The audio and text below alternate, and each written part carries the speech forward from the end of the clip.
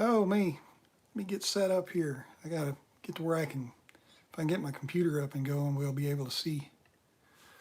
We'll be able to see, or I'll be able to see. Oh, me.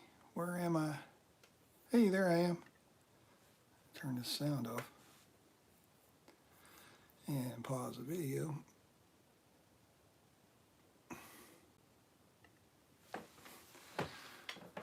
Alrighty, let's see who we got. Hey y'all, Jim Pankey here. We got a few folks here. My voice is a little weak today. I don't know what's up with that. I promise I'm okay. Today's the day. we're gonna get the banjo out. It's right here. See y'all hear me okay? Let's see. Oh, got a lot of folks. I'll be looking down a lot. My computer's down here. Let's see.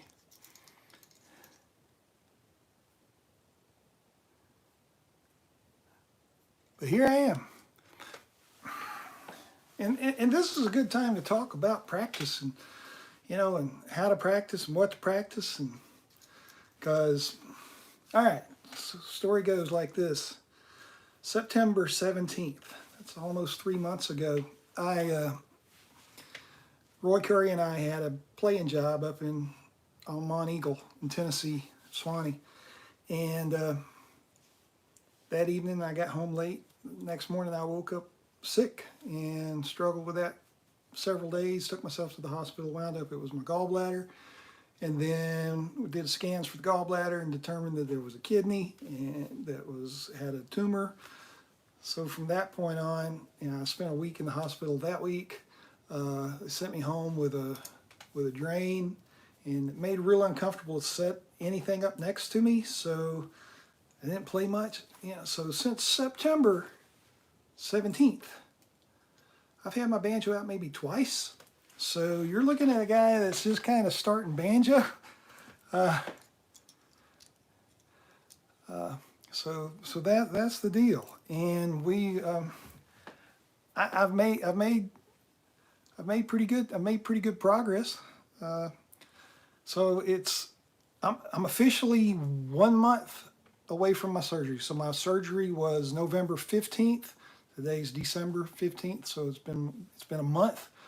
At this point in my healing and recovery, I'm allowed to pick up 25 pounds. So that allows me to deal with a banjo case and a banjo.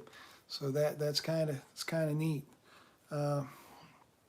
So I figured we'd share this reintroduction to me and the banjo with you and let you see that sometimes things might not work, especially if you just don't play the banjo for 3 months. So let this be a lesson to you. Play every day that you can.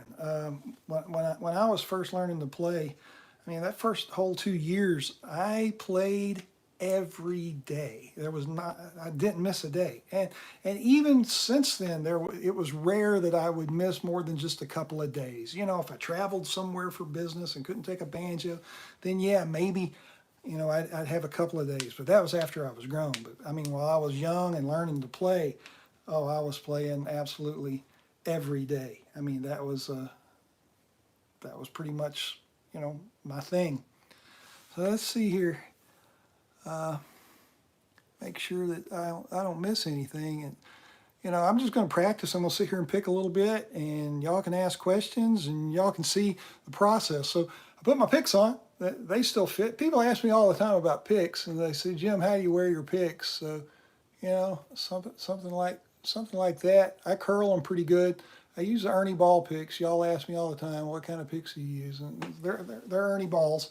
That's kind of the flavor that I use, and I've been using them since the early 80s. Let's see here. How many banjos do you have, and what's your go-to? I've got I don't know how many banjos. Let's see. Let me just do a quick assessment. There's 1, 2, 3, 4, 5, I don't know, half dozen or so, maybe more. It's a sickness. Let's see.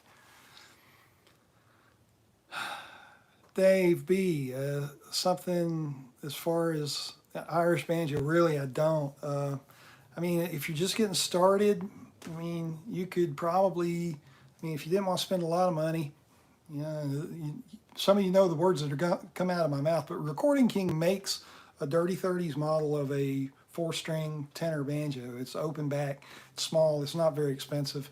I even demo one on their channel, so y'all can go check that out. But I know so little about Irish music and Irish banjo.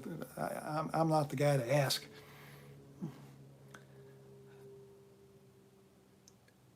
Little baby Bubby Bub's Pink Toe Show.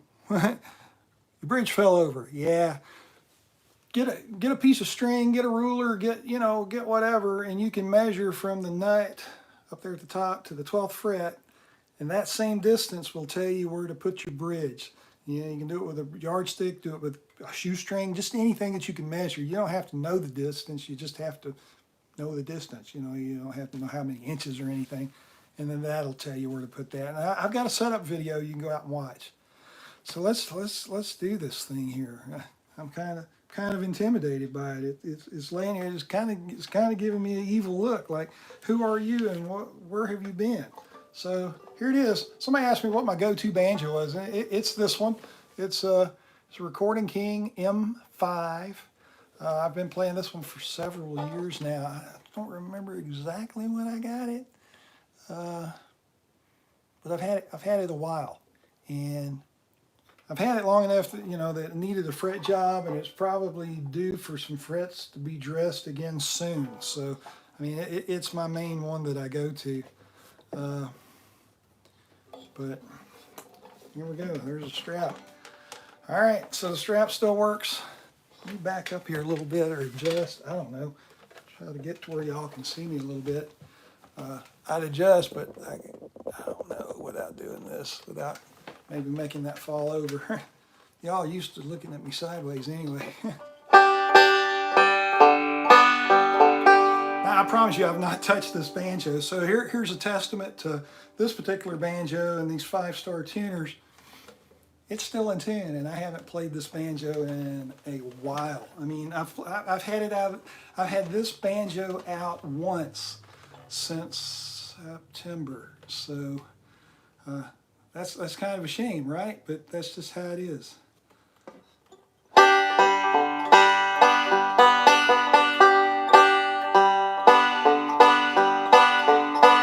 Oh, Mark K asked about fret dressing. Yeah, so frets, they get little grooves in them where you play. Hey, thanks, Jim. I really appreciate that. I can certainly put that to use. But the frets get little grooves in them, and you can get a luthier or somebody that works on instruments, and they can smooth all of that out for a while until they get too deep, and then the frets have to be replaced. So that, getting the frets dressed. Let's see.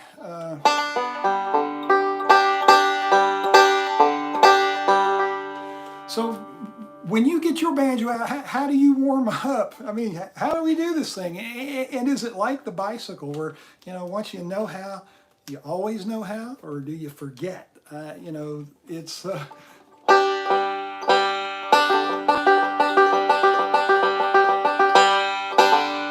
And what's the first song you play? Do y'all have a favorite first song that you play?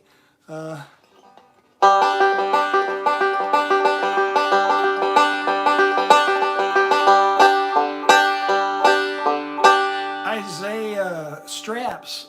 Man, I like just a little narrow strap. And then John Scott Pipke, he's a saddlesmith. He made me this strap. It's a little wider, and I've got a banjo coming that I'm going to put this on, but I haven't put it on there yet. So I like a leather strap, but I bet you there's all kind of recommendations for straps. But I like a narrow one. It's a little harder on your shoulder over a long playing time, but I don't know, I'm vain enough to like the narrower look. So, first song, Old Joe Clark, Bugle Call Rag, Cripple Creek, Boil Them Cabbage Down. Isaiah, this strap here was about, this is a Huber, and I think it was about $50 or $60 back when I got it. I think that's basically what they run for a good leather strap. You know, there's, let's see what, let me just noodle here a little bit and figure out, first song, Man of Constant Sorrow.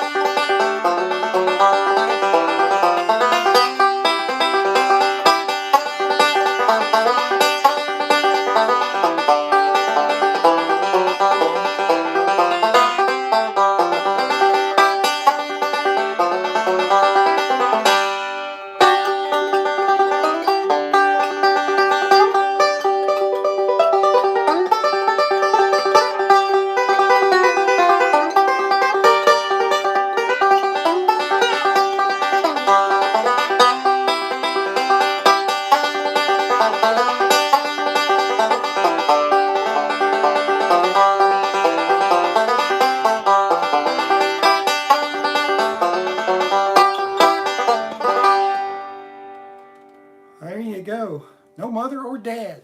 And the reason that came up is I was listening to Flat and Scruggs when I got ready this morning, and that was one of the tunes that was on the playlist that I was hearing. So I guess that's what was in my head.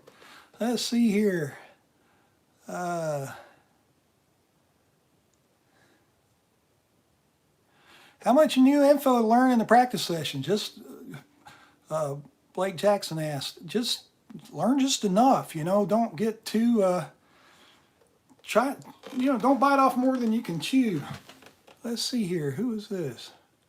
Randy Garner. Thank you so much. I really appreciate that.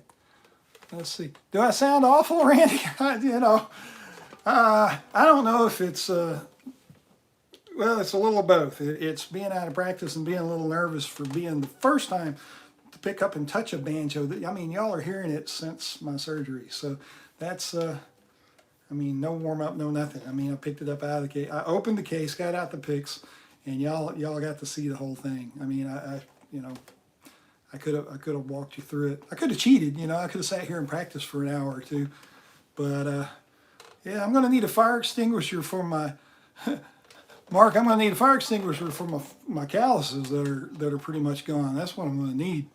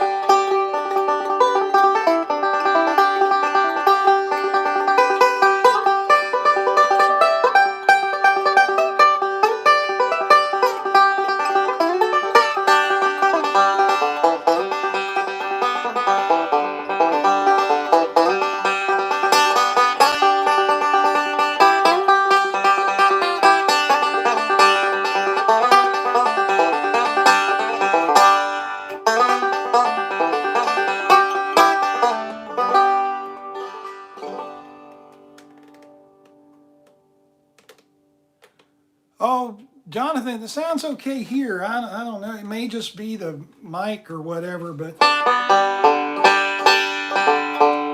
Oh, your third string sounds a little twangy. Yeah, I don't know, man. Without hearing it, I don't know. Best improv from a G to a B7 to an E minor to a D7. So G.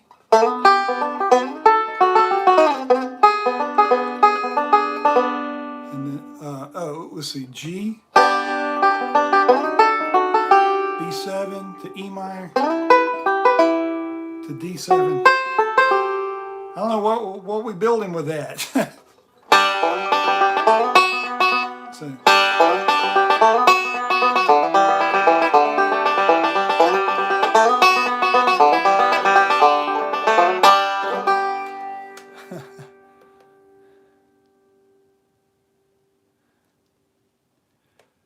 Distance, you know, if you want a bluegrass sound, you're going to have to do the picks. And here's the thing with the picks. Is every time you take them off and say, man, I just can't use them, that's more time you're spending not using them and you're just playing with your fingers. If you're not playing bluegrass and you really dig the sound of just your fingers, then that's cool. But if you want that Scruggs sound, I mean, you're going to have to put the picks on.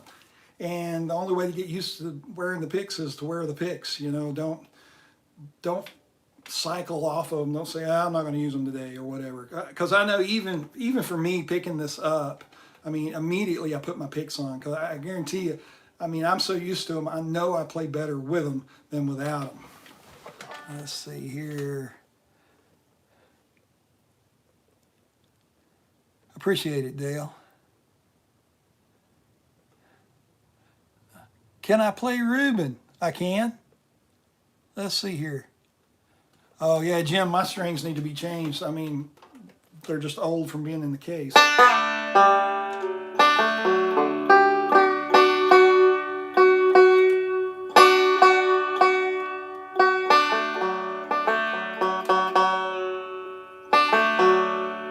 Yeah, I'm a little nervous.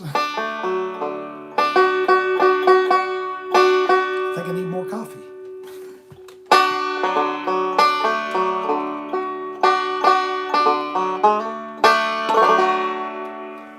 All right, yeast. Reuben. And you know, if you know Cripple Creek, then you kind of know Reuben. It uses a lot of the same stuff.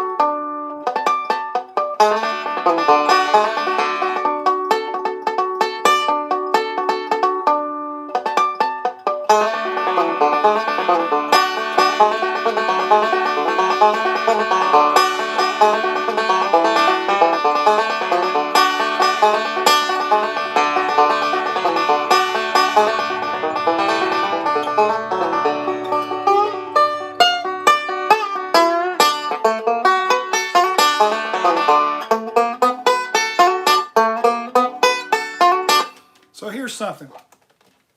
So that lick right there, I'm not going to teach it to you because, frankly, I'm having a hard time with it. But when you're practicing and you're playing,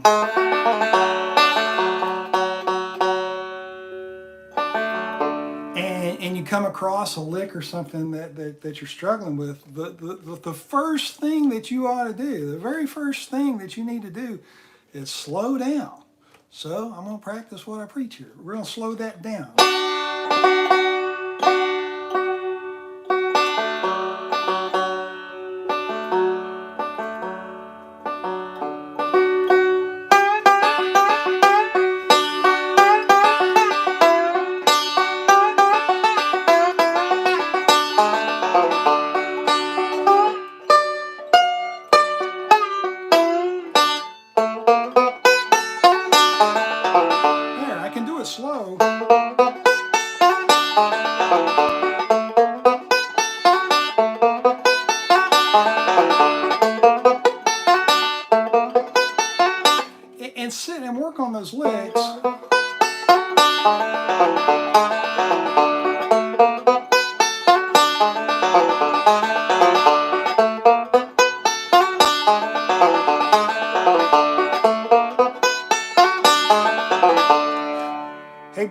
Eli's the younger version of me.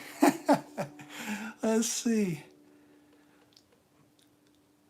Well, Mason, you can, I mean, you can just, you know, the detuners are, you don't have to have them. They're handy. But so when I'm sitting and practicing,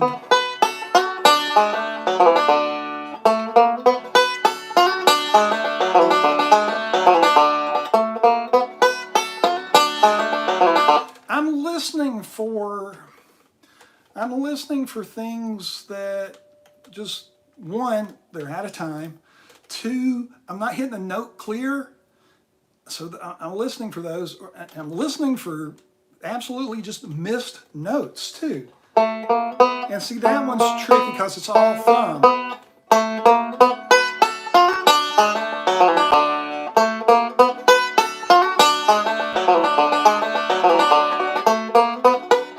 See, that's a bad note. And so the way you fix those, you just have to slow down. Slow down, Jim. Ah.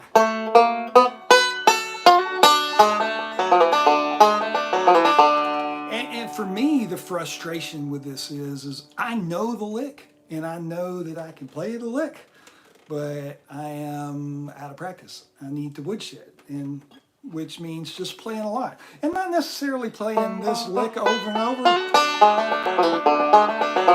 but just playing in general, you know, not learning, but just getting used to being back on the banjo.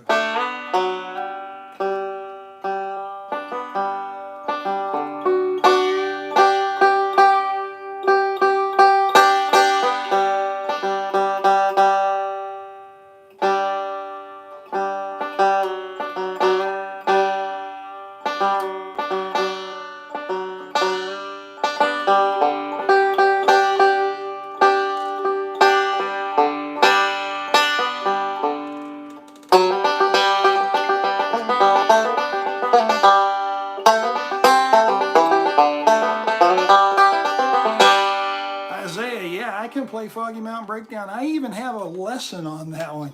Let's see.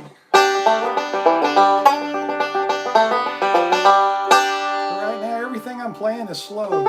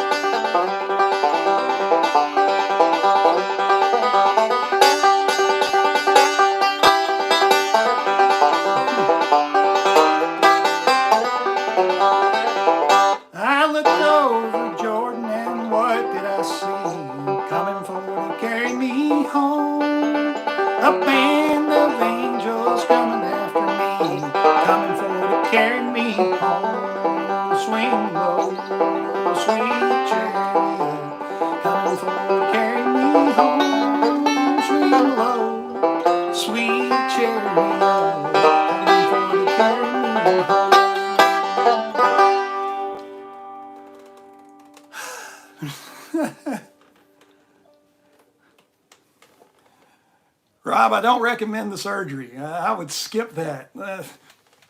Just lay around a few weeks. Pass on the surgery part. That's a bummer. Yoinky boy. Well, yeah, I am. Let's see. Liam, yeah, I do love what I do, and I tell y'all, I've missed it, and I missed being here with y'all. I mean, y'all really do brighten my day. I mean, it's a big deal for me to be here. Could I make a lesson on Chromatic? Tiberius, I've got a couple little I got, there's an obnoxious lick that I posted out there that's chromatic, and then I've got some basic melodic stuff, and then, you know, I got the what's that lick kind of thing out there. So I've got some melodic stuff, but not a whole lot. Let's see here. Go tell it on the mountain. Well, you know, I've played that just simply because I've had to, not because I've. You know, it's weird. So when they did my surgery, they had to do this spinal and just a block, and still itches. It's weird. I mean, it's just like a regular thing. I don't I don't know why. I'll see my doctor this month, the end of this month. So I'll ask him. And it's like, when's this going to stop itching? So let's see. Hey Bob, thanks a lot, man. Yeah, y'all feel free to use the super chat if you want to. That's cool. Send stickers and chats. Banjo in the holla. Yeah, Isaiah, I'll probably do some of those here in a little bit. I just want to hang out and chat and talk a little bit. Let's see.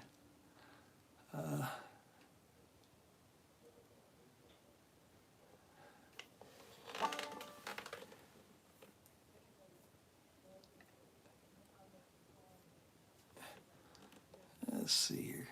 Isaiah, I appreciate it, man. Yeah, you know, at my age too, it takes a little longer to warm up than it did when I was a young man. Back when how do I feel about Salt Creek? Okay, let's try that.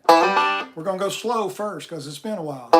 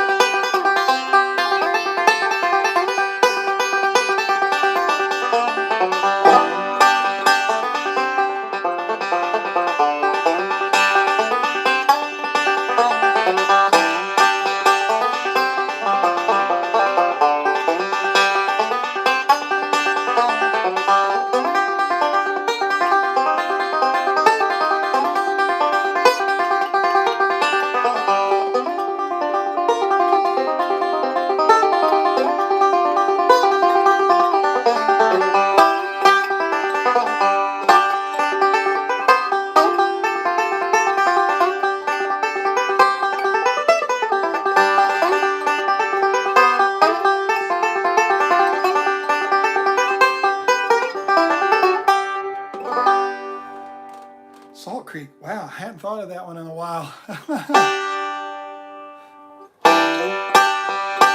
How old am I? I am 58 years old. 58 years young? I don't know. Yeah. So yeah, that's me. You got about 10 years on me. Got a decade. I hope that was okay, Bob. No refunds, dude. Let's see.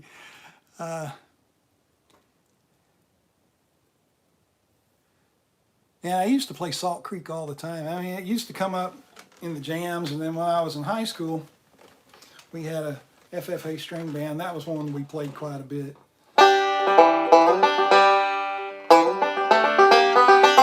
There's a cool lick for it.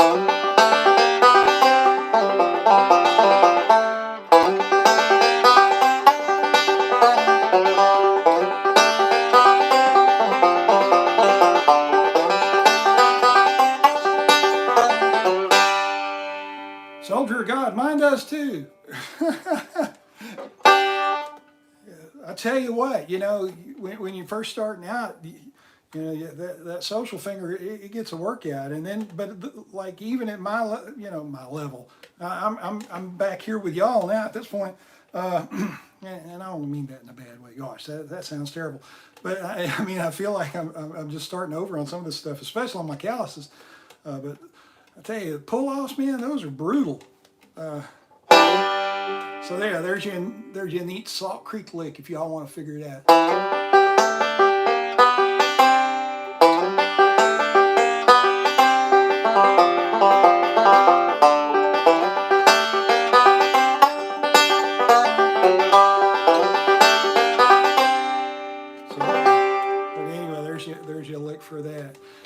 up the neck.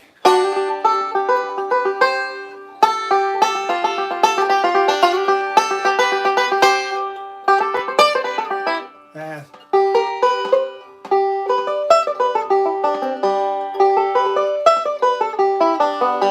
something like that. So.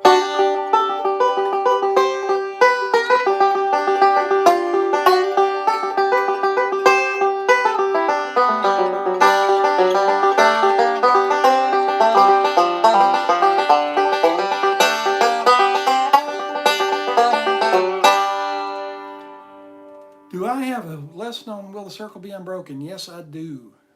I do have one out there. Where do I live? I live in North Georgia. How Mountain Girls Can Love. Yeah, see that, How Mountain Girls Can Love. See, that's a song that's deceptively simple, but it sounds simple, but it's so much index finger lead. Who asked for that? But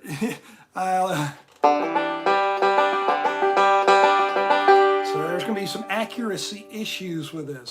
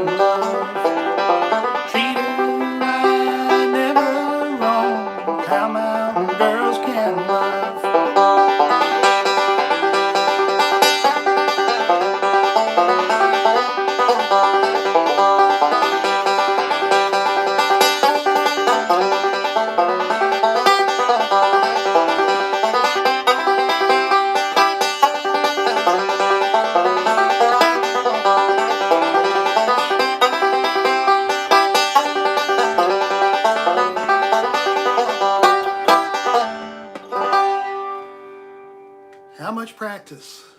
More than I've been doing, I'll tell you that.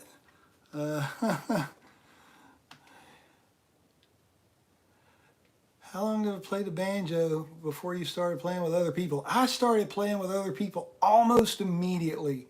So my dad played guitar. He played rhythm guitar.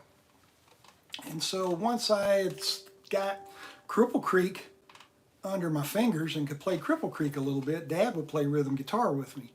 And so, I mean, I was playing with other people immediately. And then once I got it, so I started playing when I was a freshman in high school. And then in my 10th grade year, we moved to a new school, and I met Mark Tatum, close friend, personal friend, been friends since. We met on the school bus, and we played music together then. So, I mean, I had been playing maybe 7 or 8 months before I started playing in a band.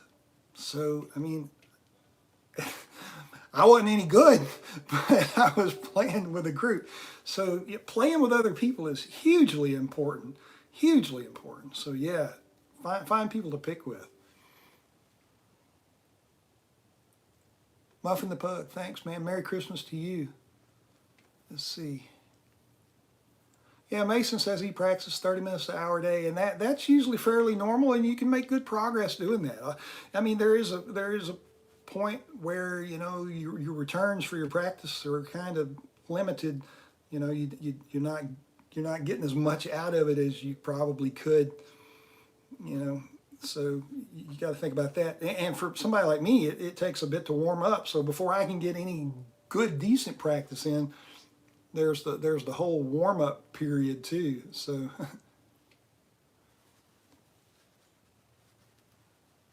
Jan, you need to get your banjo. Get you one. Pick it. They don't bite. You just wind up with more than one. I got two here. The rest of these are guitars, but two more banjos there. The neck on my banjo is kind of cruddy. Well, it's been neglected. I told you it was giving me the stink eye when I took it out of the case. Is there a way that you can quiet your banjo down so you can practice more? So here, let me show you this. One of my students, years and years ago, made for me, it's a little banjo. It's a mute. It's just made out of brass, got a couple screws on it, and it fits. This one fits on your bridge. Now you can use clothespins. Do I have? Yeah, hang on. So let me show you this, and then I'll show you clothespins. I actually have clothespins in here. So, but I just put that on there, and it's kind of fiddly. But I mean, if it's just for practice, then it's not a big deal. But it just goes on. So it fits on your bridge like that, and then now it's going to be quiet.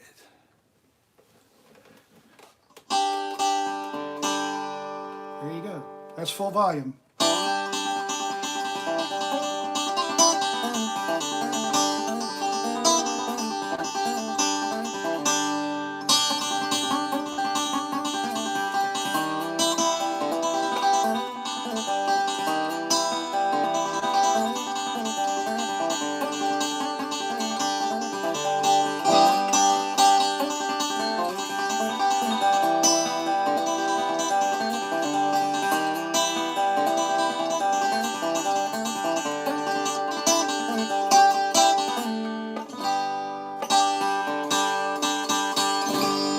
So that's with the mute. Hang on, I'll grab a clothespin.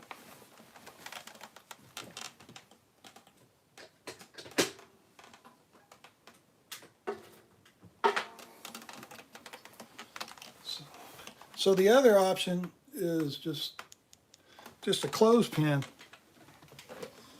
Let me take this off.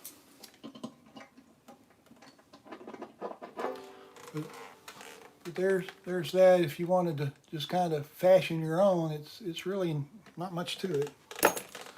But the clothespins, you kind of do the same thing. But I just clip them on each end of the bridge, sort of like that. Just don't let them touch the strings.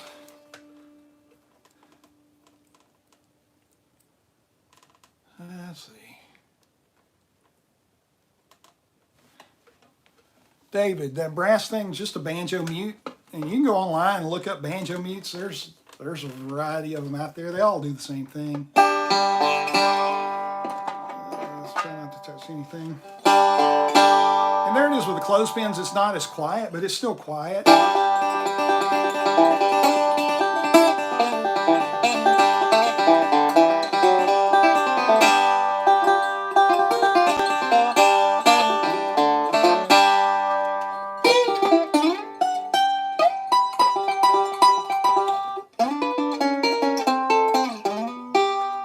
So that's a clothespin, and so we take them off.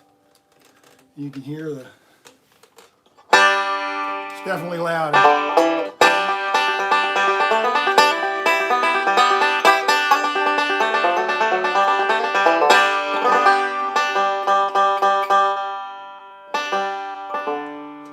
Talking about music, and asked about the string bean murder. Yeah, that's string bean Estelle. I remember that when I was a kid. Yeah, I thought it was a shame. Still do.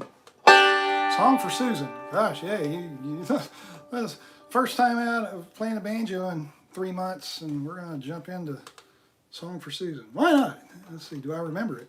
Do I have a lesson on that? I don't know. Maybe?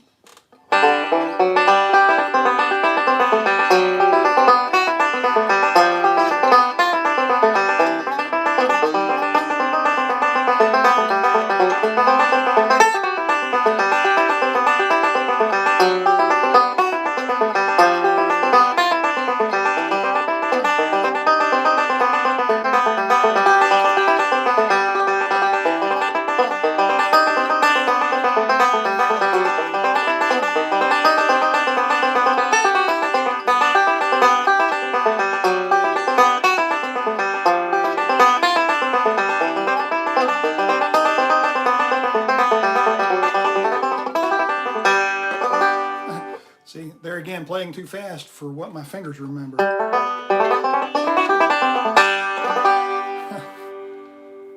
Yeah, Mac, it's a great tune. A Carl Jackson tune. Definitely, he's one of my favorite players. Everybody's my favorite player. Let's see.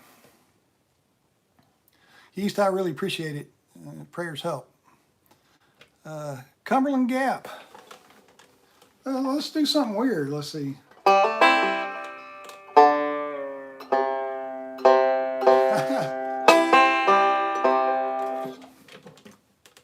Yeah, time for strings.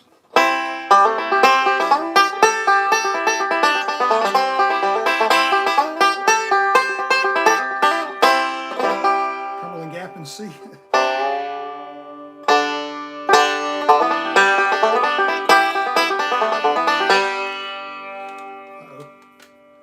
I can't see y'all if that goes off.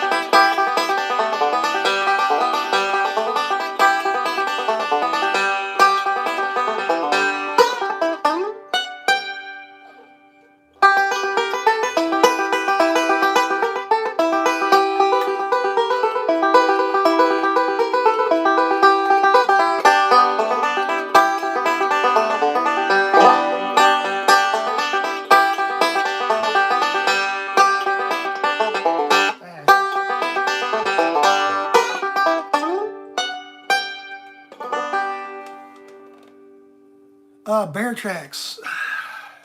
Yeah, by J.D. Crowe, and I'm trying to remember, how's that go? I actually have a lesson on it, but I don't know if my brain will remember it without hearing it. But I do have a lesson on Bear Tracks. It's in C. Yeah, I can barely get tuned in G today, but I do have a lesson on that. But I haven't played it in absolutely forever. And what was the song you played? The sophisticated one, Mason. That's called "Song for Susan." Look that up. I think I've got a tab for it and maybe a lesson, but I've also look it up by Carl Jackson. Sean Davis. Yeah, it's good to be playing. A slow gospel song. I got you one.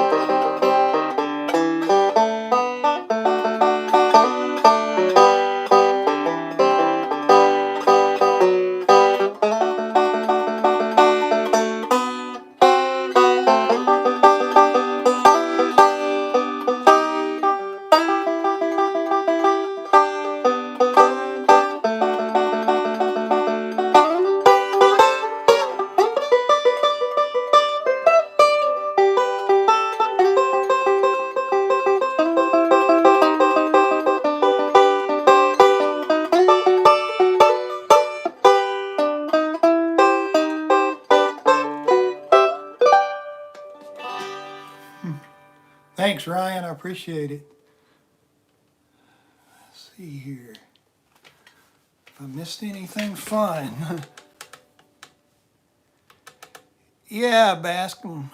Just that little triplet teardrop stuff works great for that. As the crow flies, I do not know that. Thanks, Sam. Let's see.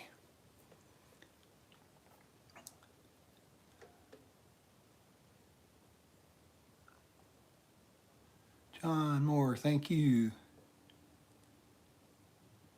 Yeah, we got a lot of folks here. How long have we been here? 49 minutes. That was What a Friend We Have in Jesus. Can I play any clawhammer? Yeah, not on this banjo. And my clawhammer banjos, it's over yonder. Maybe a little bit. We'll see.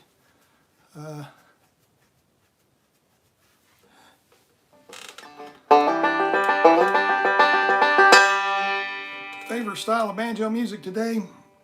3-finger. Yeah, I'm feeling a lot better. I mean, a whole lot better. Let's see. Blue Ridge Cabin Home.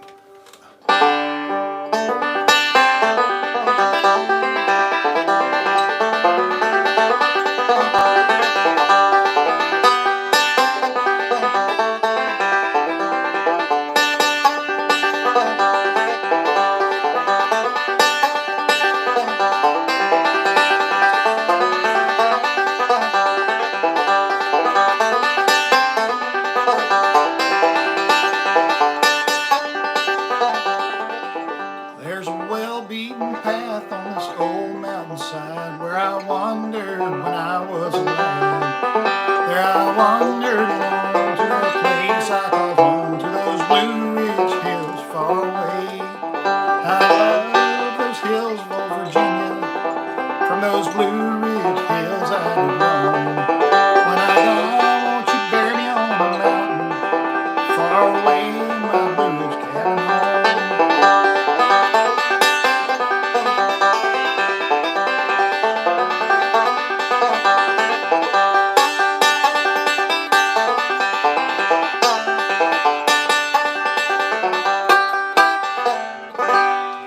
Isaiah, I really don't have any intention of ever doing a note-by-note, simple beginner version of dueling banjos, because if you've been through my, hang on here, are we still here? Yes. Hang on. Let me get us some juice. I forgot to plug my phone in. Hold on. Bear with me. Maybe we won't break nothing here. Ruh-roh. Ta-da-ta-da. There we go. Now maybe we'll stay on target. But really, if you've been through my beginners set, then you have everything that you need to know to play dueling banjos.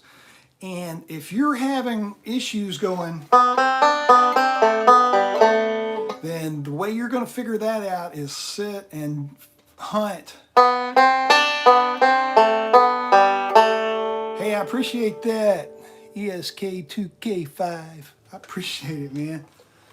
That's awesome. Y'all, thank you.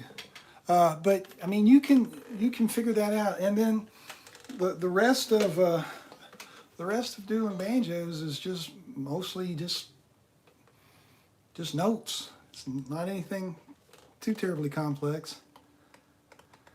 Can I just send you the tabs? No. Go learn go do my 10 lesson series. Learn to do everything in those first 10 lessons. And not just memorize it, but actually understand where it is.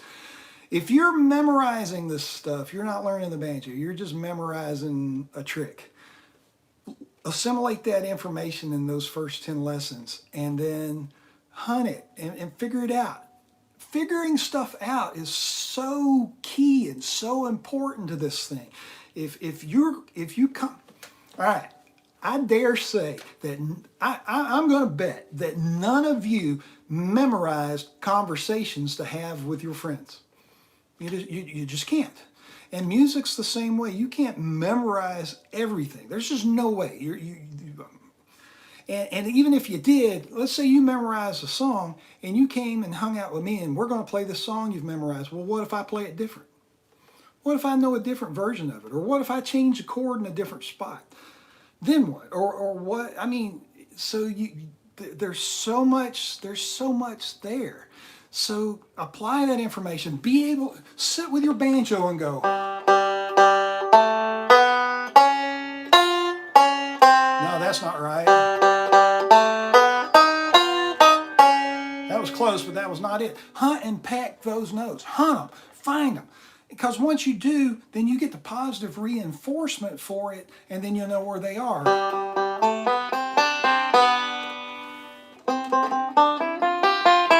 And hunt and peck. Don't be in such a rush, because by going through this process of learning to play the instrument, then everything after that comes easy. I mean, you don't have to, you shouldn't, if I teach you Cripple Creek, then I really shouldn't have to teach you Boil Them Cabbage Down, because it's kind of the same. It's the same notes. Now, I know I teach that in my 10 lesson series, but I use Boil Them Cabbage Down to teach you another roll and how that roll works in a song. And then you're going to take that roll that we learned in Boil Them Cabbage Down, and later on down the pike, you're going to learn to stick that roll into Foggy Mountain Breakdown. And then you're going to take licks out of Foggy Mountain Breakdown and you're going to stick them in other songs. So it's a process.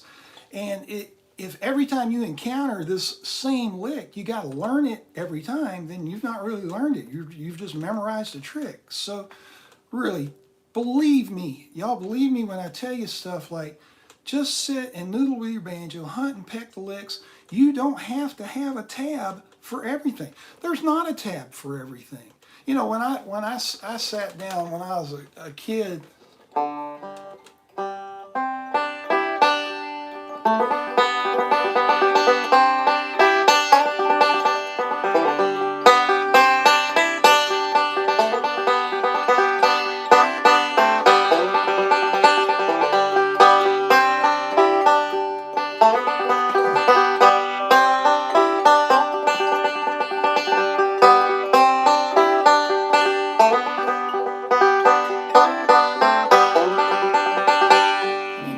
Chariots of Fire, I mean, come on, you're not going to find a banjo tab for that.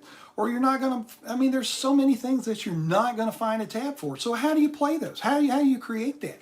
If you don't, so there was not a tab for me to go learn that. Everything that I know, everything that I've played here today, I didn't have a tab for any of that. I mean, I just figured it out.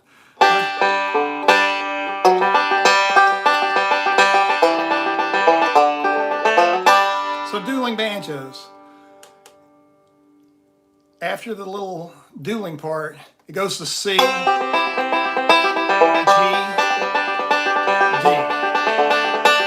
G, D, G.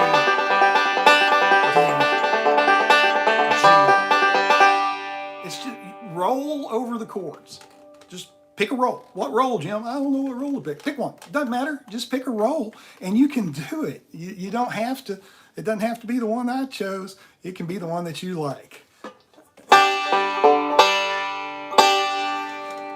Isaiah, if you've been through the beginner, then everything's pretty much fair game. In those first 10 lessons, I pretty much teach you everything I know. I mean, for the first 10 years of my picking life, everything I did was pretty much out of those first 10 lessons.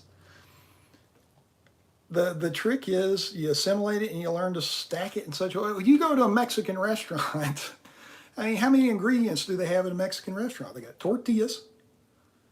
All right, so Mason and I, we go to this one little spot, and they have, you know, lots of stuff. But a basic Mexican restaurant, you got tortillas, beans, rice, some sort of meat, cheese, lettuce.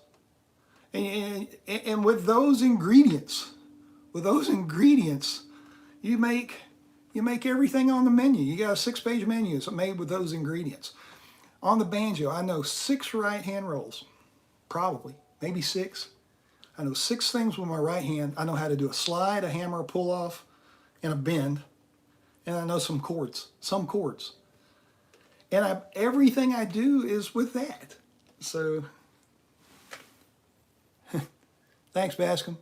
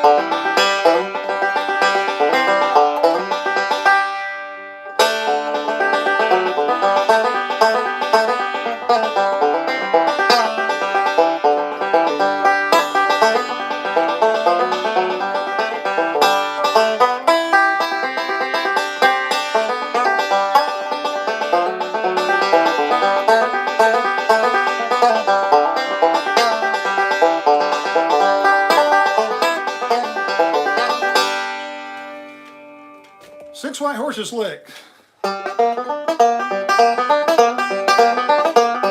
Oh, 6 white horses going 2 by 2. 6 white horses going 2 by 2.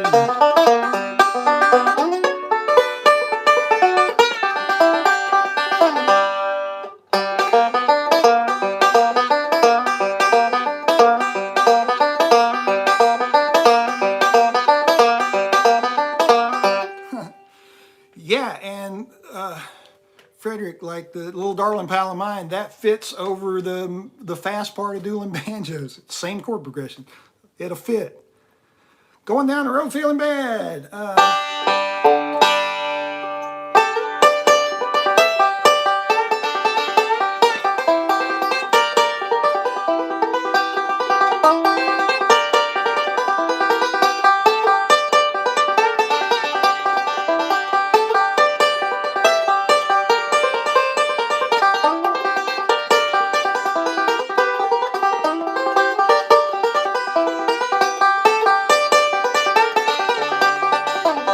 I'm going down this road feeling bad.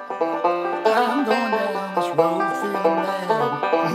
I'm going down this road feeling bad, Lord, Lord, and I ain't gonna be treated this way.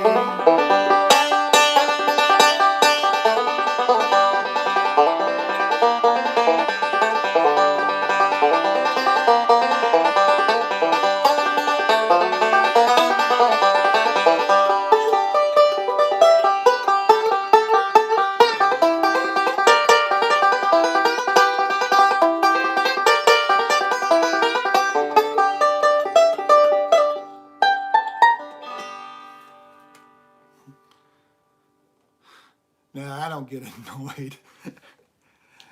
You know, I get excited about wanting y'all to get beyond memorizing stuff. Last Old Shovel. I don't know that one. Hey, what's going on? Rockwood Deer Chase. What key is that in D?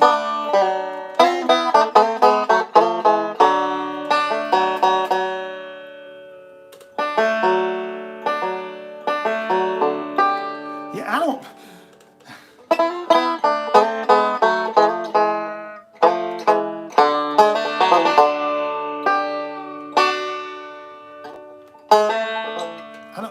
That's all I remember of it out of my head. Wow. There's your kickoff to Rockwood Deer Chase.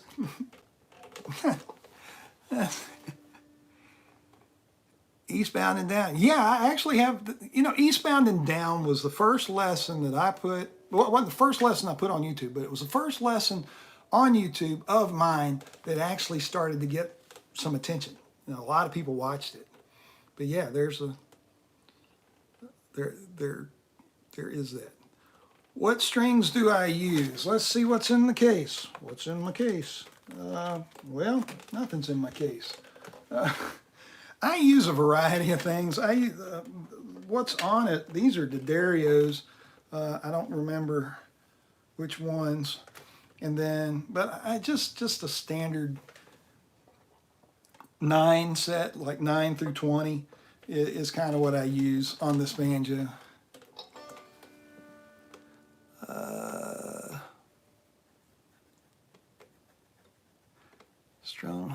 Strum Hollow 5th string capo. No, I don't know what that is. I like the spikes. I mean, they just work for me. They just stay out of the way, and I can't lose them. And that's a big deal. So one of the reasons I use, like, this is a McKinney capo, but one of the reasons I use it is it stays on my banjo, and I don't lose it. You know, it stays right where and I don't take it off. It just stays right there. And then the spikes, you know.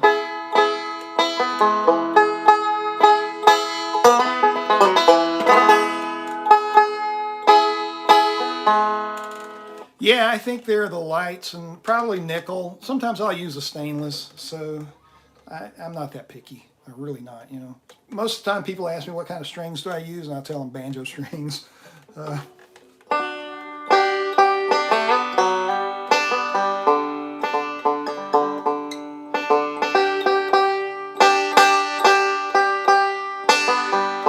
Isaiah, there's all kind of holes in your banjo already. When they put the frets in it, they cut these slots all the way across the neck, so they put those in there. There's 4 holes up here drilled for your tuning pegs, and there's another hole drilled right here for your 5th string pick.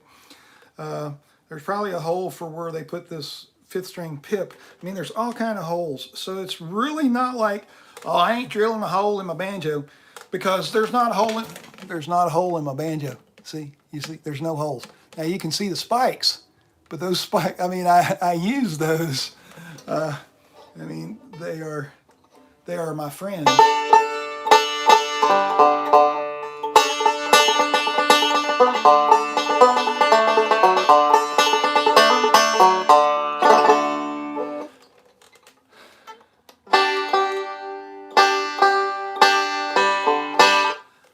John Henry, I do know John Henry.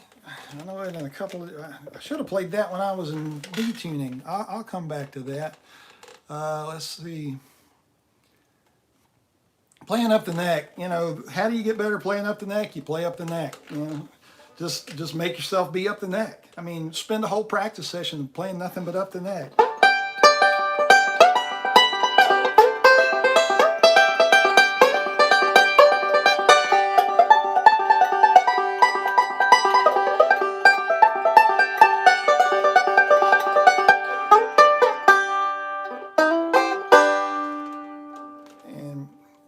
Thing to do is sit and learn all your chord shapes.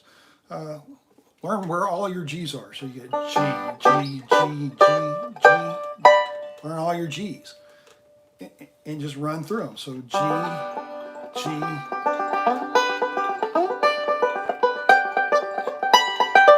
And get used to playing in those little tiny spots.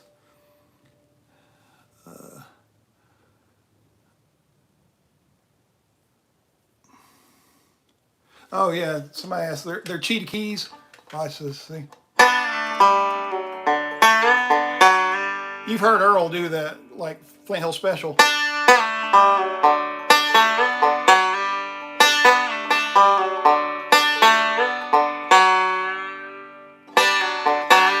But if, maybe you can see that little peg move?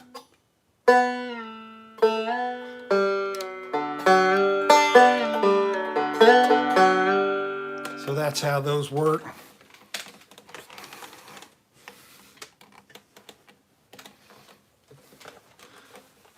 Let's see.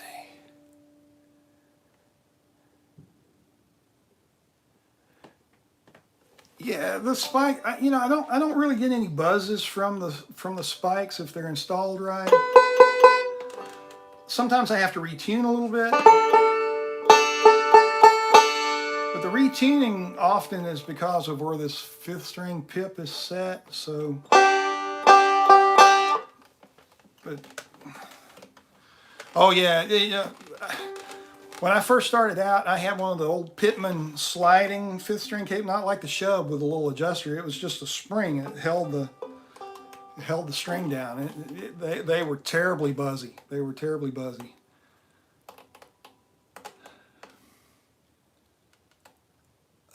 Can you modify Washburn? Oh, Banjo, can you just buy better? You know, it kind of gets to a point where, you know, you start putting a $100 saddle on a $40 horse.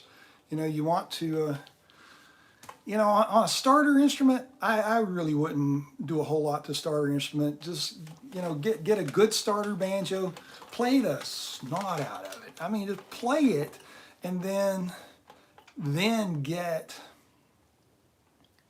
a better banjo. And skip the whole middle thing, you know, go from the $300, $400 starter banjo, and then jump over the next level. You know, don't get the $800 instrument. You know, jump up to, you know, start with that, save your money, and then get you, you know, start in the $1,500 range, and that can be your next banjo. And anymore for $1,500, you know, like a Recording King. I think a Recording King Elite, they're like 1,700 or something like that. I mean, it could be the very last banjo that you need. I mean, Don Wayne Reno plays a Recording King, so, you know, good enough for Don Wayne, good enough for me. Do I know? All right, so I got Dooley here, and Home Sweet Home with the cheetah keys, and yeah, and so this will deal with Martin's question too. So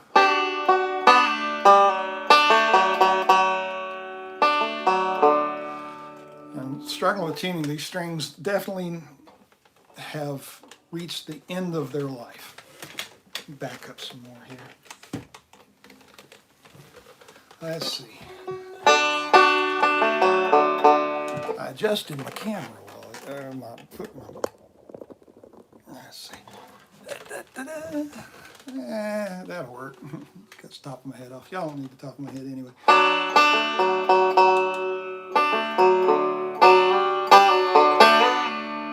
So, using the detuners for part of your melody.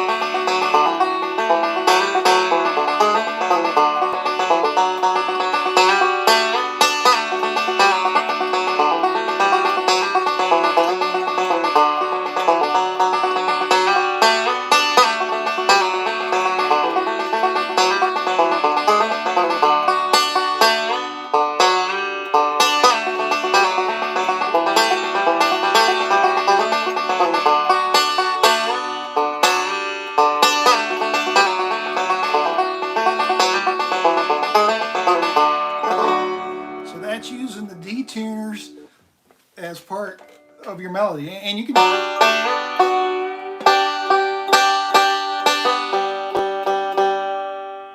And depending on how creative you want to get, you could do something like.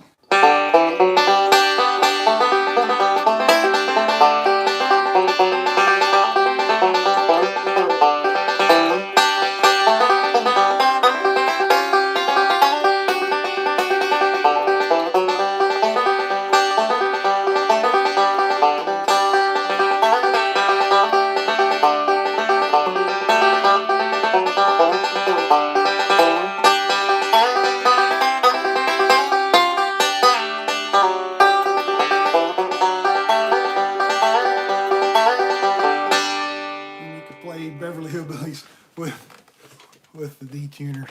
This is driving me nuts, y'all. Sorry.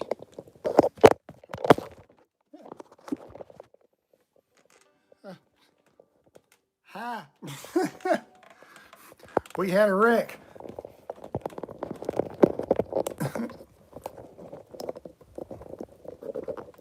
Y'all still with me?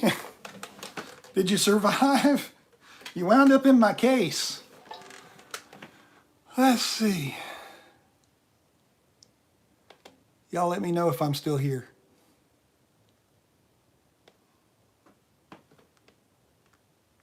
Hello.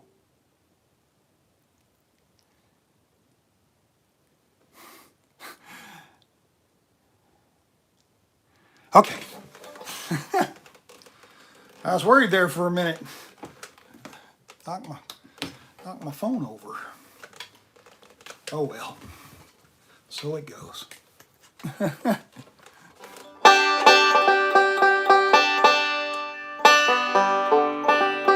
what I get for not using my regular tripod. I've just got it propped.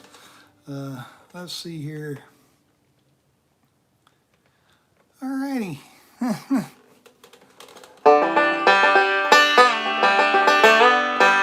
But like grandfather's clock.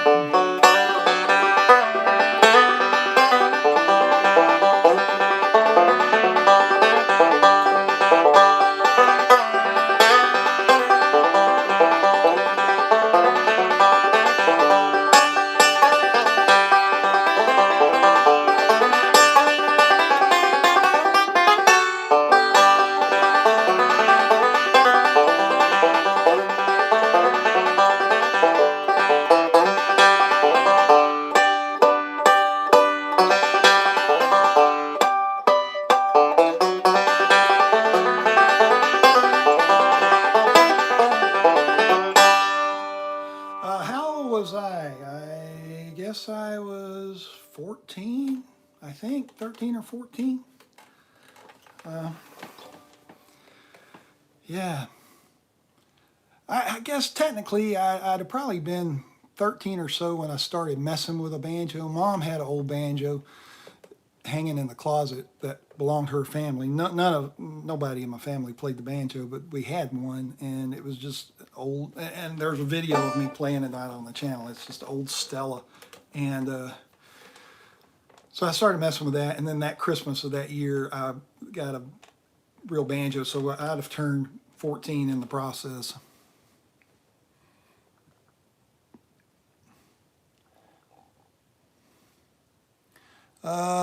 Pinky stretches. Do a lot of them. You can do it. You can just spend some time. Go slow. Stretch. Reach and get them. Practice. And just think positive thoughts. You know, but you can reach those. You can reach those. I promise you. Because like that stretch right there in a D7, it's really not. Look, if I open my hand up, it's really not, you know, it's not one of these. It's just that. You know, it's not like I've stretched anything huge. You know, it's just, so don't trick yourself into thinking something's harder than it is. Yeah, you can do it. I promise you.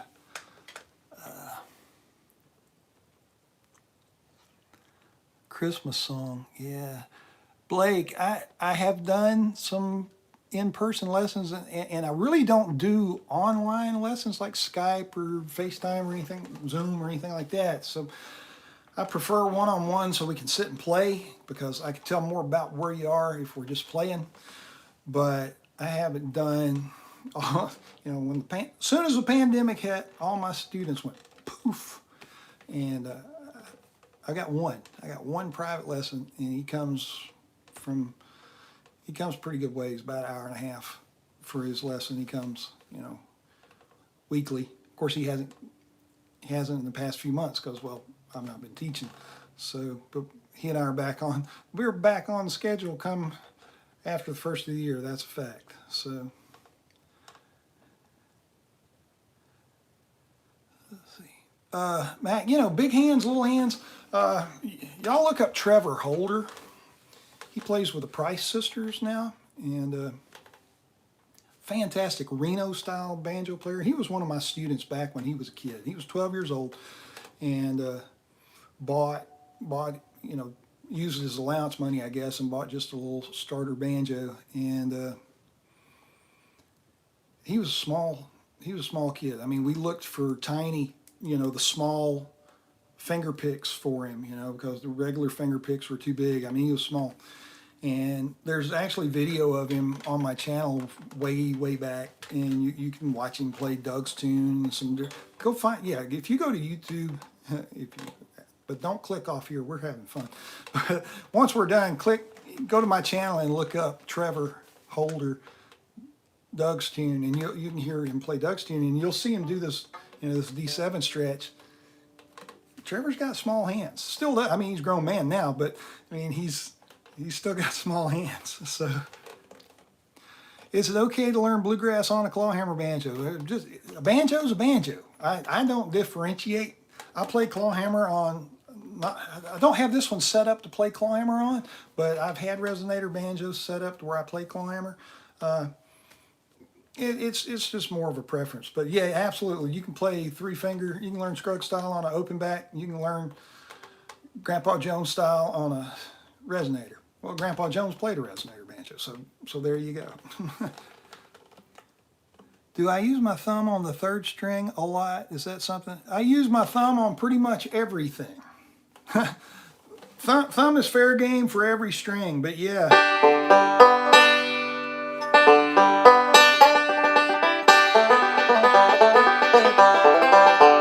So yeah, thumb on the 3rd string a lot. That's a thing.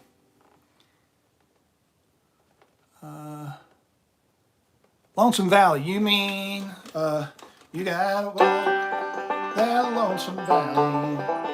You gotta walk it by yourself. Ain't nobody here gonna walk it for you. That one? No, I don't know that one. I mean, I can kind of fumble through it. Eocog, good to see you, man. Thanks for coming. Keith, yeah, 65. I'm closer to that every year. Used to think that would be a long way off, and now it's like, it's just right around the corner. Second lesson, beginner, and the slides kicking your butt. Yeah, Regina, you'll get it. Just take your time, go slow. Don't think about it. Just kind of let it happen. Opinion on electric banjos. I wish I still had my electric. I had a Deering Crossfire that I bought years and years ago. One of my students just wanted it badly, so I sold it to him. I wish I hadn't have, but I wouldn't used it much. But yeah, electric banjo would be neat. One of my banjos I do have a pickup in, so it kind of serves that purpose if I need to plug in.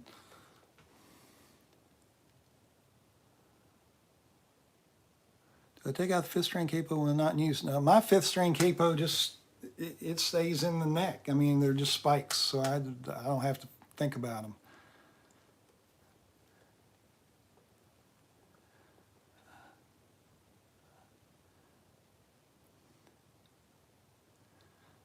Mason, you don't be wandering off now. No, you didn't miss Dooley. I kind of forgot about it. Dooley's, let's see. That's one that uses a Dillard roll. Now just whack my thumb on my banjo. That's, there's like a funny bone right there. He uses that Dillard 1-2-1-5.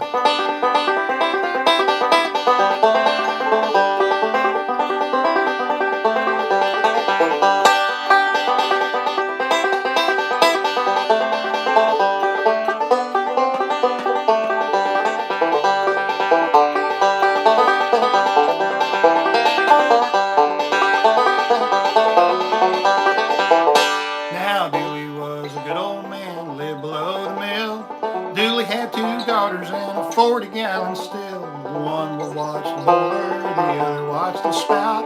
Mama corked the bottles when old Dooley fetched them out. Dooley slipping up the holler, Dooley trying to make $1. Dooley, give me a swaller, pay back someday.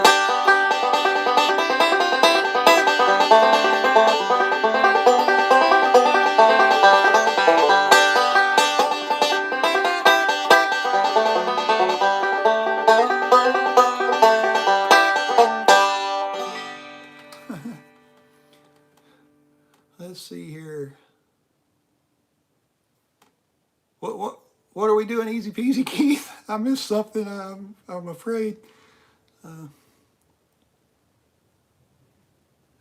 Oh yeah, I pick up new tricks all the time. Let's see. Steven, good to see you, man. Yeah, it's good to be back. Play any Doc Bog stuff? Not really. I never really got into that.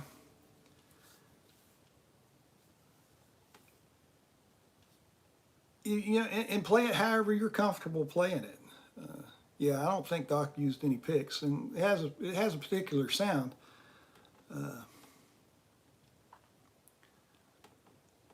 Jeff, yeah, I played Reuben a little while ago. Let's see. Da, da, da,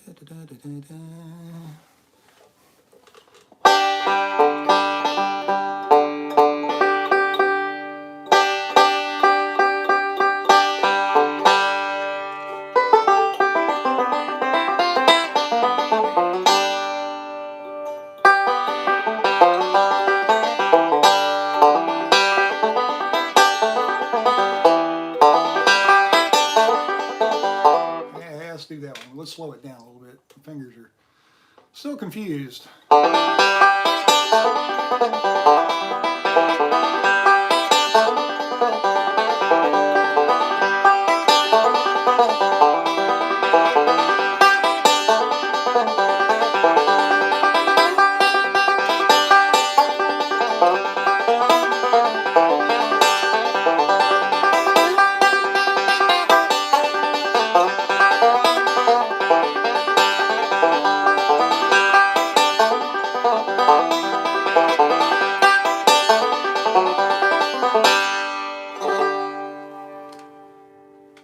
On cloudy day, yeah, I could probably do that. Let's see.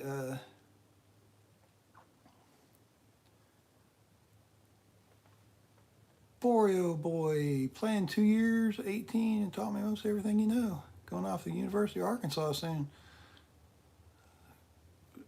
Yeah, good luck with school, and glad I could help you learn to play. Cripple Creek. Yeah, let's see. On cloudy day, and then let's see. Oh, they tell me of a home far beyond the sky.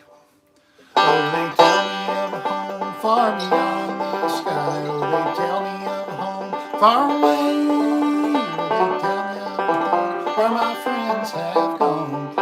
Oh, they tell me of an uncloudy day.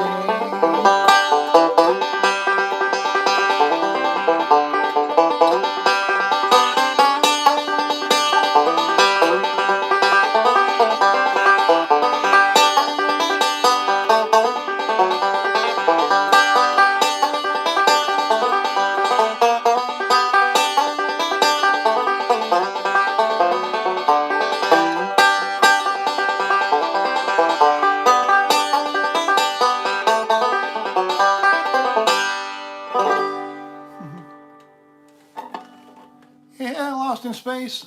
I'm up. They say I can have 25 pounds now, so I can hold 2 banjos. Let's see here. Diamond in the Rough has talked her husband into growing a beard because of me. Well, that's kind of interesting. How would you play the last lick in Pike County Break? The little single string lick?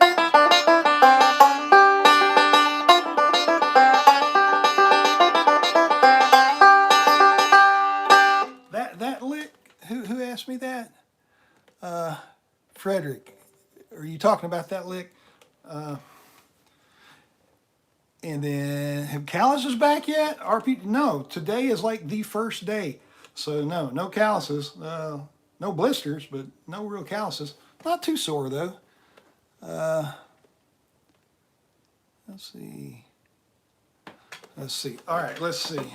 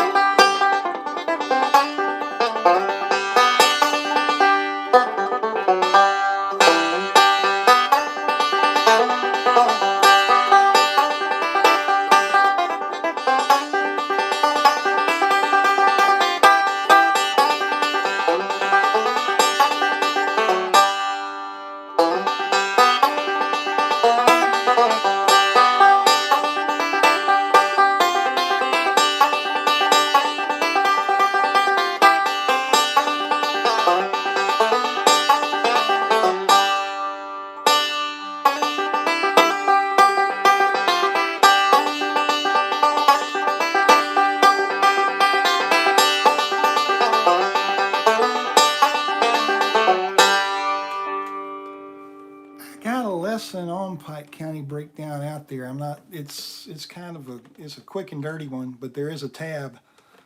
I do it different every time. Any chance to sing Pretty Polly? Well, I can't do it over the lesson I've got because that's already out there. I don't know if I can even sing Pretty Polly in G. Polly, pretty Polly, won't you come and go with me? Polly, pretty Polly, won't you come along with me before we get married? The pleasures to see. He took her over valleys and mountains. No, he took her over mountains and valleys so deep. He took her over mountains and valleys so deep. Polly mistrusted him and then began to weep. Wow. Walking Horse, I played that in here earlier. you can come back and catch that later. Dan, yeah, I played Song for Susan just a little while ago. You missed it. But you can come back and catch it later.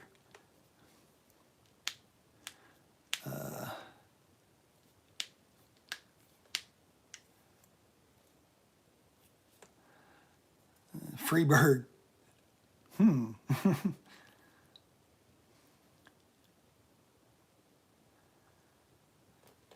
Let's see if I scroll up here. May have missed something.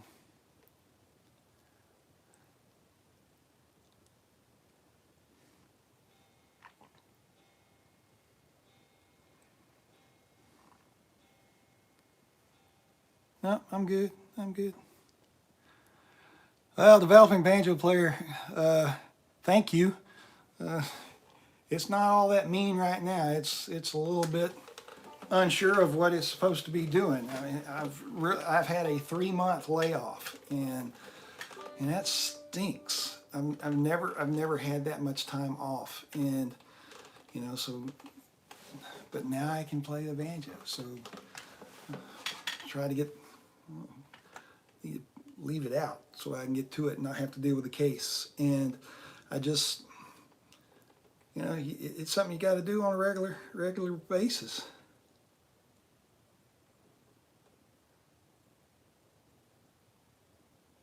Let's see here.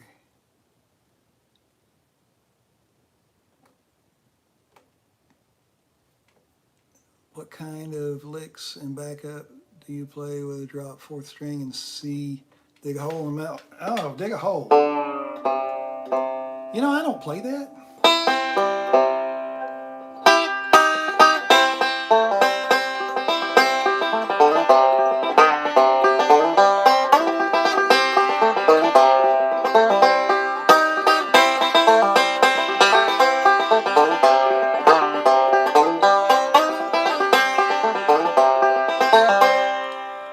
So first time, I mean, so what does Earl do on that?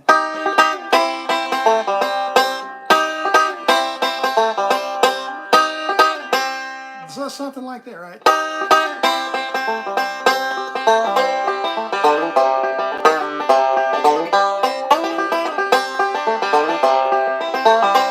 Dig a hole in the meadow, dig a hole in the cold ground. Dig a hole in the meadow, gonna lay down the cold down.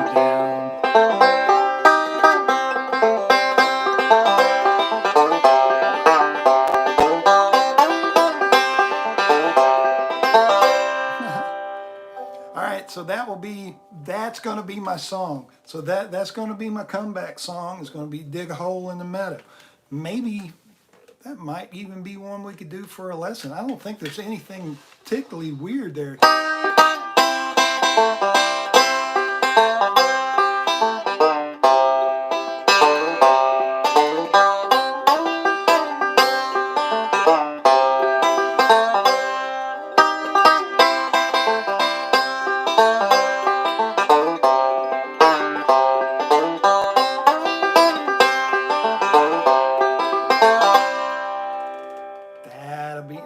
That's going to be a lesson.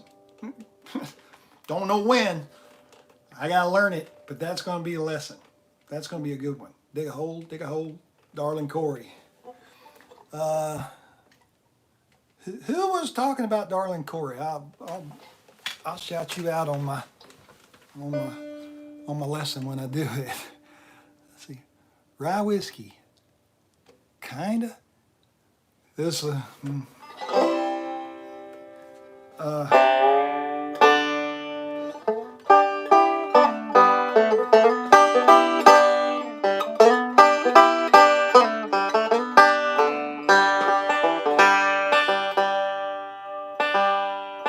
that's one of those 3/4 songs.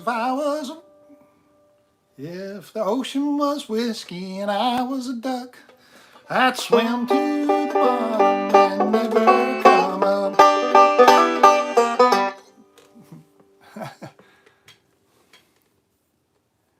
Da, da, da. Yeah, John, me too. I'm a Scruggs review addict. I love all the Scruggs review stuff. And there's some neat stuff there. And then there is a version, it's a Hollow Brown song. It's Hollow Brown. He does John Henry. And Earl plays John Henry on it, but he plays it in G. And I don't know if there's another version of Earl playing John Henry in G. I don't think he did with Flat and Scruggs. That was pretty, it was on the Foggy Mountain Banjo album. It was each tuned to D. So that was kind of cool. And that one showed up in one of my playlists yesterday morning. It's like, oh, that's Hollow Brown. And it's like, wait, that's Earl Scruggs.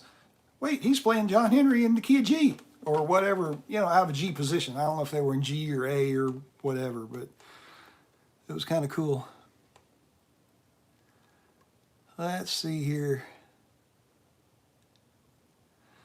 Oh yeah, I got a long way to go. This I can't reach it with my hand, but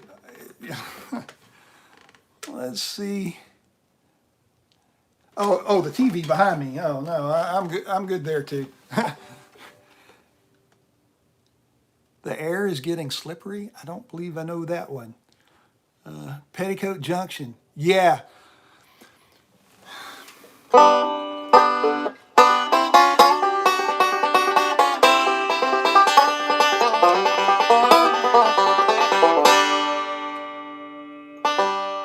Yeah, these strings are shot.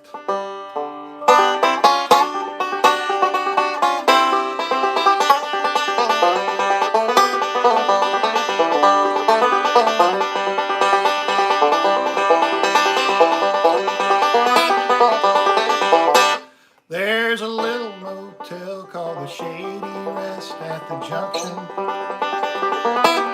It is run by Kate. Come and be her guest at the Junction. Lots of curves, you bet.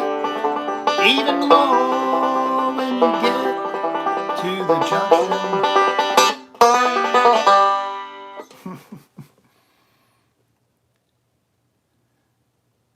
Rye whiskey. Yeah, I think I noodled on that just like 5 minutes ago, but I don't do a whole lot of stuff like that. Dirty Old Town. I don't know Dirty Old Town. How can you tell if your strings are shot? Well, I know mine are gone when I can't keep them in tune. And I also know these are gone when I look down at them and they feel like barbed wire because they're kind of rusty. The last 2 gigs that I played back in September with this banjo were outside jobs, and there was some humidity, and I wipe everything down, but and those 2 jobs, I said to myself, okay, I got 2 more outside jobs. I'm going to play those. I'm not going to put new strings on because they were already getting kind of old. But when I'm playing regular, I try to change my strings about once a month.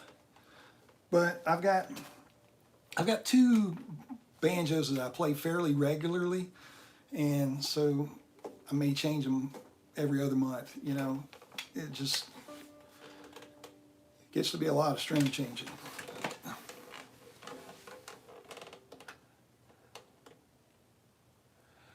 John, that's hilarious, and it's true. Banjo player would, well, he'd have to stop and tune his banjo, but he'd also have to stop and get his thumb pick off the strings. Y'all do that? Y'all get your thumb pick hung on the string? You want to know the good news? 40 years later, you're still going to get your thumb pick hung on the string. And with this blue chip is what I use. It's metal. When it gets hung on there, you can't just jerk it and have it come loose. Once you get it hung on there, that bad boy's on there. Da-da. And so it's a song breaker. Banjo in the hollow. I can. Hang on. And Rick has never heard me play Foggy Mountain Special. Yes, because I just really don't play it that often. It's like a lot of work. Let's see. Bug Tussle. Tanya Lewis lives near Bug Tussle.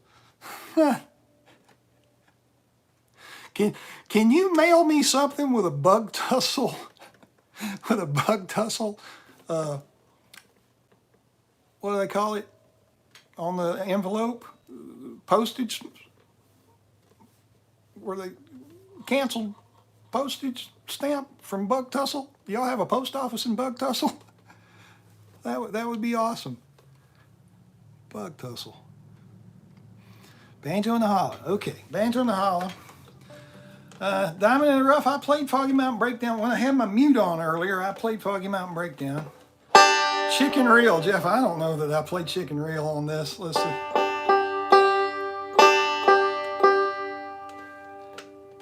Handel's Messiah or other classical pieces. No, I really don't.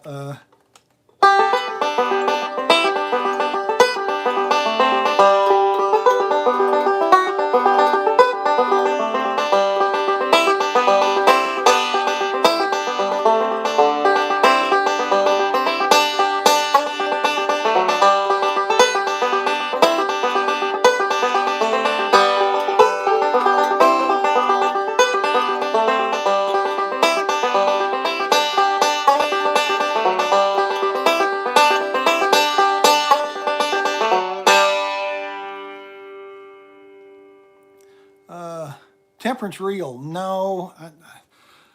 I can, like if I'm in a jam session and somebody plays Temperance Reel, I will fake my way through Temperance Reel, but it's not something that I've got in my head.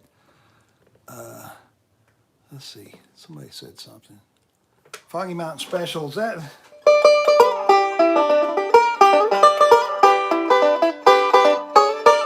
Ah.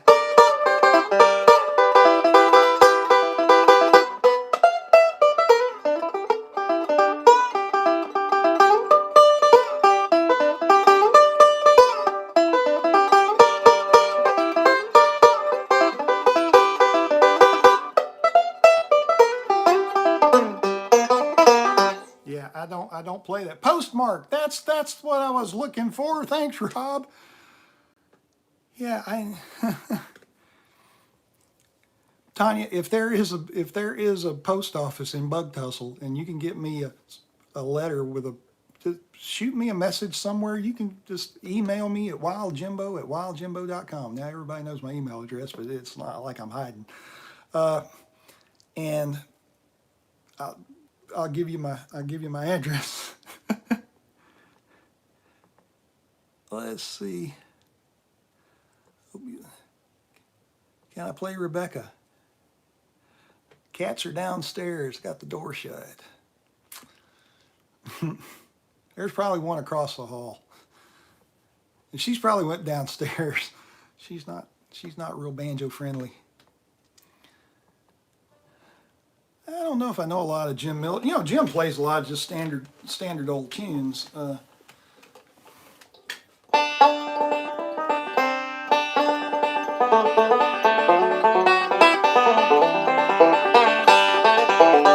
Rebecca, you know, Rebecca's always in B. You know, and it's a Herschel Sizemore song. He was a mandolin player. I don't know why in the world he decided to do Rebecca in B, but that's where it is.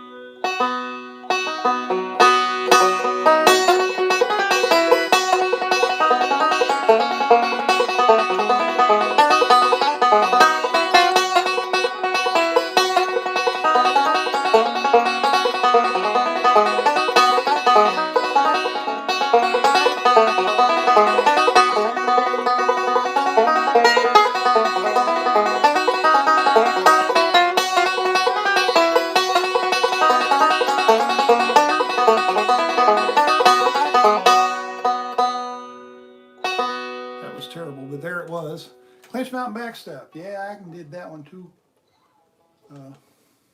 Who's asking? Oh, Isaiah.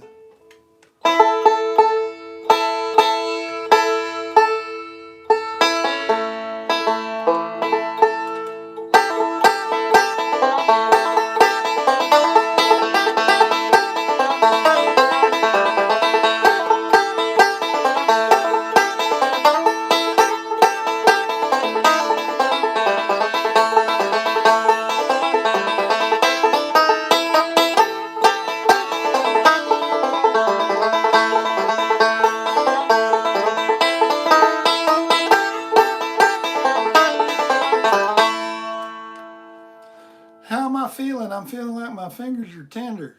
But I'm surprised that they're not way more tender than they are. Of course, we're interspersing some picking with some talking.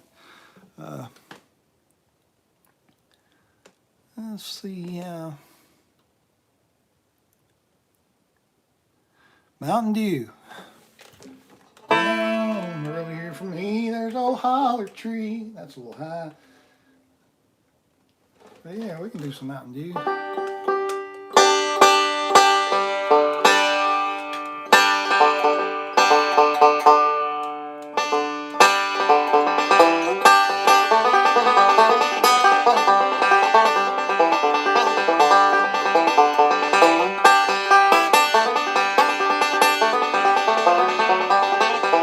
Down the road here from me, there's old holler tree where you lay down $1 or two. Go around the bend and you come back again. There's a jug full of that good old Mountain Dew. Oh, they call it that good old Mountain Dew. And then I refuse it a fool.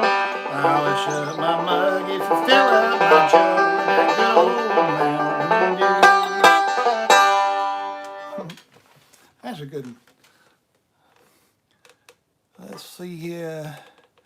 John, yeah, we kind of talked to, hang on a second. I got to, my camera adjustment here is driving me nuts. That's more better. Banjo in the 400 to 500 range. I don't know what you have now. But if you were to buy, if you'd said to me that, hey, I want to buy a banjo to get started on, the $300 to $500 price range is really probably a good safe bet for a starter instrument. If you've got a starter instrument, I would recommend to you to stick with that starter banjo, unless it's just defective. Stick with it, play with it a bunch, and maybe look for a used Recording King RK 35 or RK 36. You can usually find those used for about $700-800. Otherwise, save your dollars and get you an RK 35 or 36. So they'll cost you between $1,000 and $1,200. I know that's a big jump from five. That's twice what you said. And people, but here's my standard advice on buying a banjo. Whatever you think that you want to spend on an instrument to get to the next level that you want, spend twice that. If you're thinking the $300, that's going to be my budget, just put another $300 with it and get the next step. Always, and don't, I really would, so I'm going to guess that you've got a $200 price range banjo, because you can go to Amazon and pick up one from $150 to $250, and then you can get, and then your next, then there's the $500 banjos, like somebody just mentioned the RKR20 from Recording King, or the RKO5, which is the Dirty 30s. Both of those are kind of that same price range, and you could do that, but I'd really rather see you take that money and roll it into something like the RK35, something $1,000 and up. Because it's gonna, that's really the best advice I can give you. What would be a good nylon string open back? I really don't know. I'm not a nylon string kind of guy. I've got I've got two banjos with nylon strings. I've got an old Dobson, which is a Buckby Victor from like 1880, and it's still like it was in 1880. So I keep nylons on it. Well, they would have been gut back then. And then I've got one of Mike Ramsey's like Phil Rice early banjo copies, and I've got nylons on it, which I used to have guts on it, but that's the only thing. But as far as open back, I really don't have a good recommendation on that as far as nylons. I put steel strings on everything. Whoa, mule. Whoa, mule. Long journey home. Let's see here. Rob Crawford. Hey, man. I tell you what, if you want a nylon string banjo, get one from Rob. Crawford Banjos. Rob's building some cool stuff. When I went to Ireland in 2012 with Curtis Blackwell, I carried a banjo, and then Rob loaned me one of his banjos that he made, and I played it on our tour while I was there, and it was absolutely killer. So if you are in the British Isles, if you are, I mean, I think, Rob, you're near Belfast, aren't you? You're somewhere up in that Bainbridge, or somewhere up in that area. He's in Northern Ireland, and if you are in that general vicinity, Rob builds some killer, absolutely killer stuff. And if you find him on, I think Rob's got a YouTube channel, but I know he's got a Facebook, and you can go out to Crawford Banjos on Facebook, and you can hear him play some of the stuff that he's building. You can see pictures of them. I mean, they are amazing. They are amazing. I tell you, I love the one that he let me play while I was in Ireland. It was a treat. I wanted to bring it home. Let's see.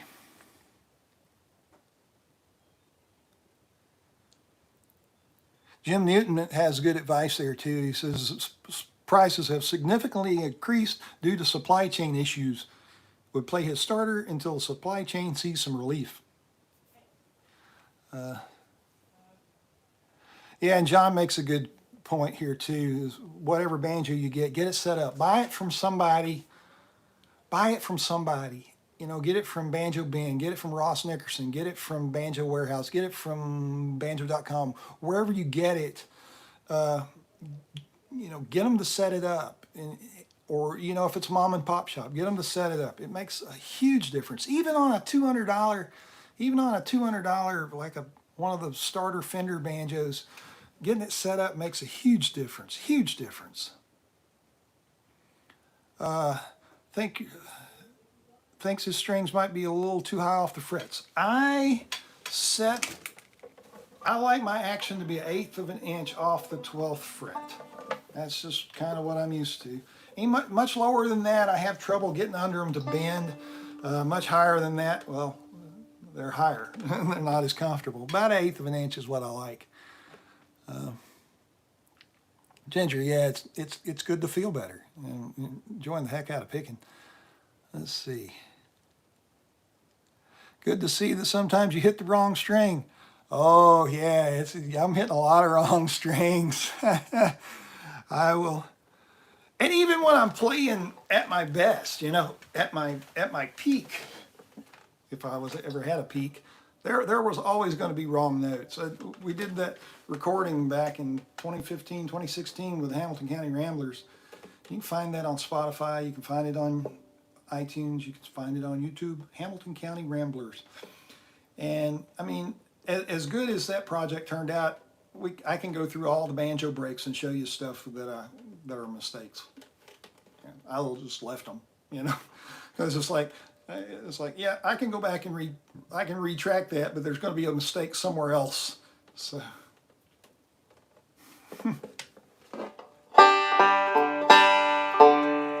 But Diamond in the Rough, you can go back and listen to like Carnegie Hall album or the Vanderbilt album with Flat and Scruggs, and you can hear Earl make mistakes. So, you know, if good enough for Earl is good enough for me.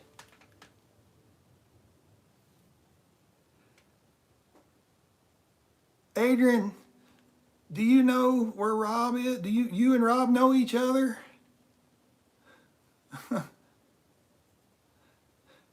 That's interesting.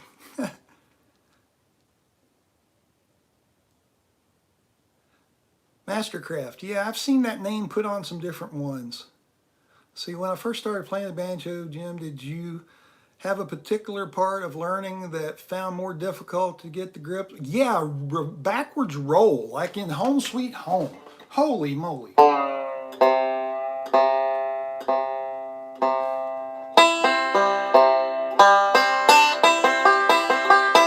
That right there.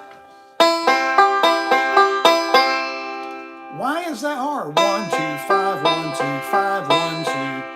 That stumped me for weeks. And I don't know why. It was just one of those things that was like, nope, I can't do that one. So yeah, that backwards roll was a really difficult thing for me.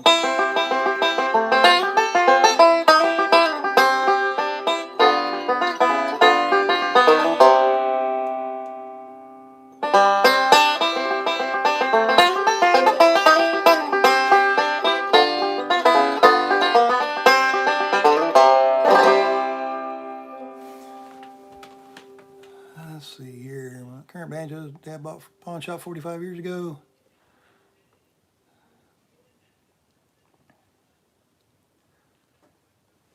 Some of those, I remember those banjos from back then, and some of them pretty good.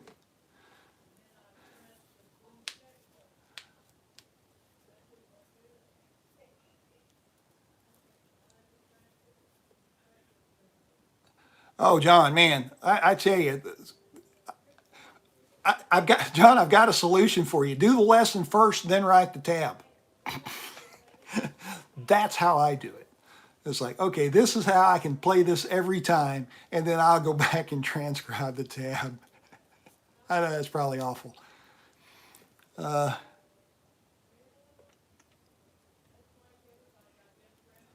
Let's see here. Yeah, Steve, I finally figured out the backward roll, but I probably forgot stuff to be able to do it. I mean, so I was working on the backwards roll, and I was working on the Dillard roll at the same time, and I would be able to do one and not the other. So it's like as soon as I learned the Dillard roll and got that down, then the backwards roll would, it's like my brain was full. It's like, oh, sorry, you're going to have to forget something.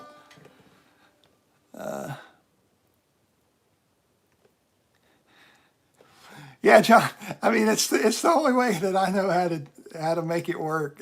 I mean, sometimes I'll tabs. I mean, if I know going in, how I'm going to do something. But most of the time, I'm thinking of how can I play this song that's in a very accessible way with no Jim Pankey natural weirdness in it.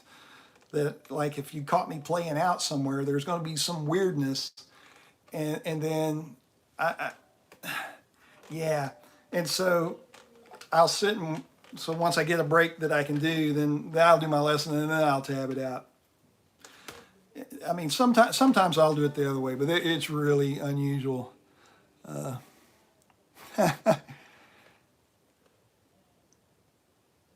Let's see here. How on the mountain.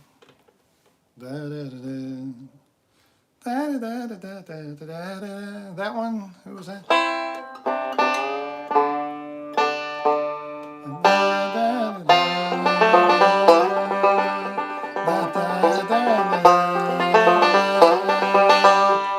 On that song, I believe I just rolled through it.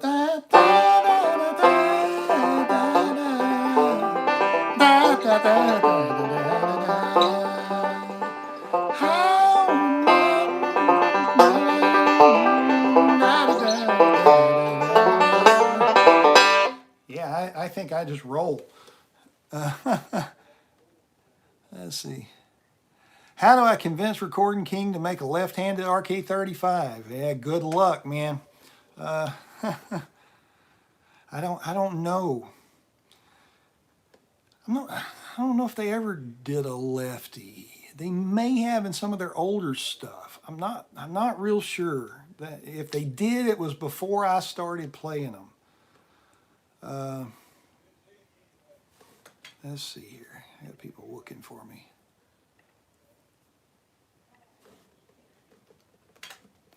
Hold on while I conduct some business. Back over here. Let's see, make sure. Okay, we're good there. Sorry, y'all. You know, in what, 2 hours, folks start texting you and sending you